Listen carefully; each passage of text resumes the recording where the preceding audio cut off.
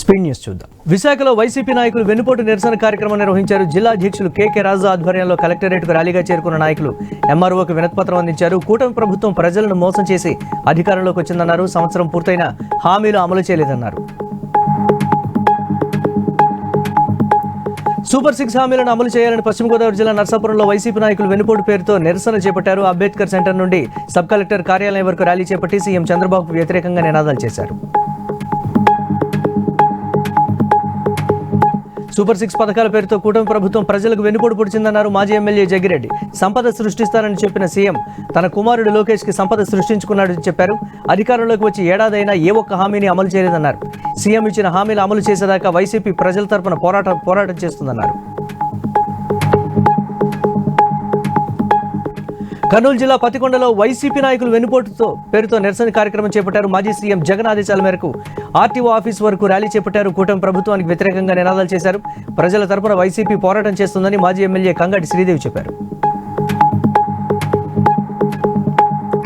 వాహనదారుల పట్ల నిర్లక్ష్యంగా వ్యవహరించిన పోలీసులపై కరీంనగర్ ఎస్పీ క్రమశిక్షణ చర్యలు తీసుకున్నారు. 2 కానిస్టేబుళ్లను సస్పెండ్ చేస్తూ హెడ్ క్వార్టర్స్ కు అటాచ్ చేశారు. చట్టం ముందు అందరూ సమానమేనని, ఎవరు చేసినా వారికి శిక్ష తప్పదని పోలీస్ కమిషనర్ గౌసాలం వెల్లడించారు.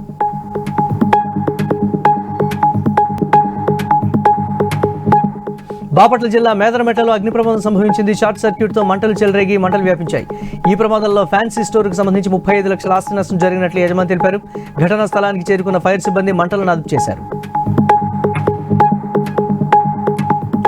శ్రీకాకుళం జిల్లా నర్సన్నపేట నియోజకవర్గం పోలాకిలో రైతులకు డ్రోన్లను పంపిణీ చేశారు ఎమ్మెల్యే బగ్గు రమణమూర్తి. రైతులను అన్ని విధాలుగా ఆదుకునేందుకు ప్రభుత్వం రాయితీపై డ్రోన్లు ఇస్తోందని చెప్పారు. ఒక్కో డ్రోన్పై 7,84,000 రూపాయల సబ్సిడీ లభిస్తుందన్నారు. రైతులు గ్రూప్గా ఏర్పడి అవకాశాలను సద్వినియోగం చేసుకోవాలన్నారు. ఏపీలో మంచినీటికి బదులు మద్యం సరఫరా చేస్తున్నారని మండిపడ్డారు. శ్రీశైలం మాజీ ఎమ్మెల్యే శిల్ప చక్రపాణిరెడ్డి జగన్ ఆదేశాల మేరకు ఆత్మకూరులో వెన్నుపోటు దినాన్ని నిర్వహించారు. తహసీల్దార్ ఆఫీసు వరకు ర్యాలీ చేసి ప్రభుత్వానికి వ్యతిరేకంగా నినాదాలు చేశారు. ఇప్పటికైనా కూటమి ప్రభుత్వం ఇచ్చిన హామీలను అమలు చేయాలని ఎంఆర్ఓకు వినతిపత్రం అందించారు.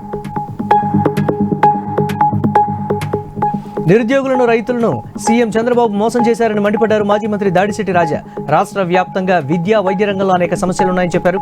సీఎం చంద్రబాబు ఇచ్చిన హామీలను నమ్మి ప్రజలు మోసపోయి ఏడాదైందన్నారు. ఇవి ఇప్పటి వరకు updates. Keep watching I news.